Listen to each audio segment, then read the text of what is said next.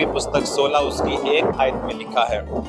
मैंने तुमसे फीबे की, जो हमारी बहन और किंक्रिया की कलीसिया की सेविका है, विनती करता हूँ, जैसा कि पवित्र लोगों को चाहिए उसे प्रभु में ग्रहण करो, और किसी बात में उसको तुमसे प्रयोजन हो तो उसकी सहायता करो, क्योंकि वह भी बहुतों की वर्ण मेरी भी उपकारणी हुई। मैं इस समय हूँ किंक्रिया में, उस किंक्रिया की बहन फीबे जो ये किंक्रिया की कलीसिया चलाती थी, और रोमियो की पत्री जब पौलुस ने लिखी तो उसी बहन फीबे को उसने वो पत्री दी थी, और वो रोमियो की पत्री को वहां पर लेके गई। प्रेरितों के काम 18 उसकी 18 में लिखा, सो पौलुस बहुत दिन तक वहां रहा और भाइयों से विदा होकर किंक्रिया में इसलिए सिर मुंडाया क्योंकि उसने मन्नत मांगी थी, और जहाज पर सूर्या को चल दिया, उसके साथ प्रिस्किल्ला और अक्विला। वचन में लिखा है, जब हम कुरिन्थियों में पढ़ते हैं तो पौलुस ने कहा, मैं यहूदियों के लिए यहूदी बना, क्योंकि जब पौलुस कुरिन्थिया में आया तो वचन कहता है कि जो यहूदी लोग थे वो उस पर एक इल्ज़ाम लगाते थे कि जो पौलुस है हमें मूसा की आज्ञाओं पर चलने से रोकता है।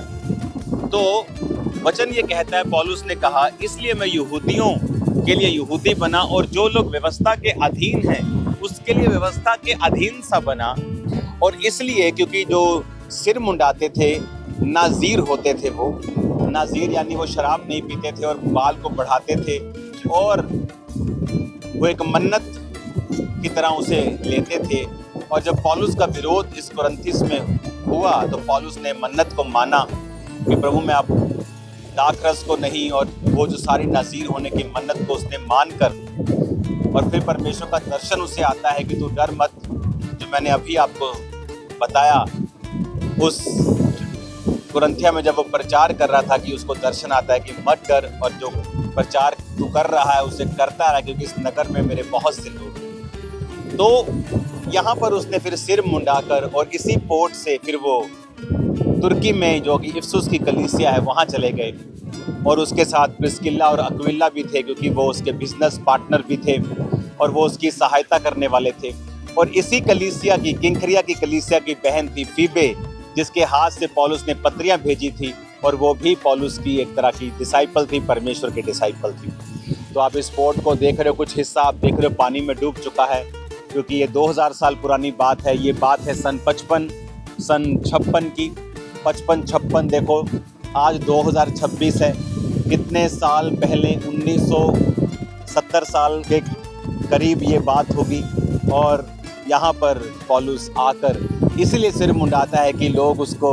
ये समझे कि वो यहूदियों का विरोधी नहीं है और वो पुराने नियम का विरोधी नहीं है, इसलिए उसने सिर मुंडाया और उसने अपने एक आदर को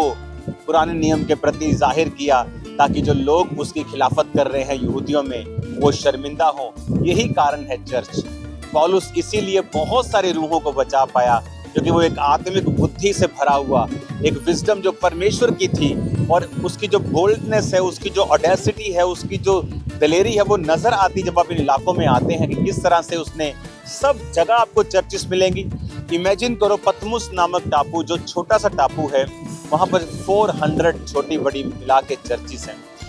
Greece, one of the richest in Christian history, ये देश मैं देखकर हैरान हूँ, जहाँ हर थोड़े थोड़े किलोमीटर के बाद आपको ऐसी बिब्लिकल रिच हिस्ट्री मिलती है कि पौलुस कहता इस पोर्ट से फिर वो तुर्की में चला गया, और वहाँ पर जाकर वो 3 वर्ष इफिसुस में रहा और परमेश्वर के कामों को करता रहा। चर्च, आप हिस्ट्री को देख रहे हो इस जगह को। फिर बाद में 6वीं ईस्वी में यहाँ पर चर्च बना,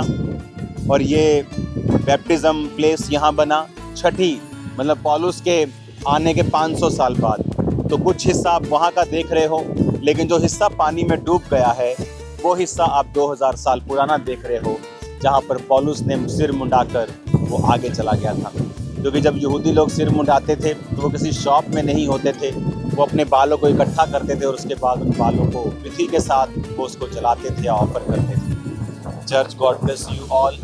मेरी ये प्रार्थना है कि आप भी पौलुस की तरह परमेश्वर के कार्य को कर सकें, और इस पवित्र प्लेस से मैं आपको ब्लेस करता हूँ प्रभु यीशु के नाम में, आमीन।